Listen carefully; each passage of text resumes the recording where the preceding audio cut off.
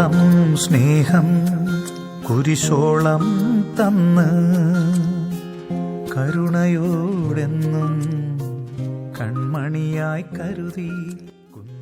കാലിത്തൊഴുത്തിലും കാൽവരിയിലും ഹൃദയം കൊണ്ട് നോക്കിയവർക്ക് ക്രിസ്തുവിനെ കാണാൻ സാധിച്ചു.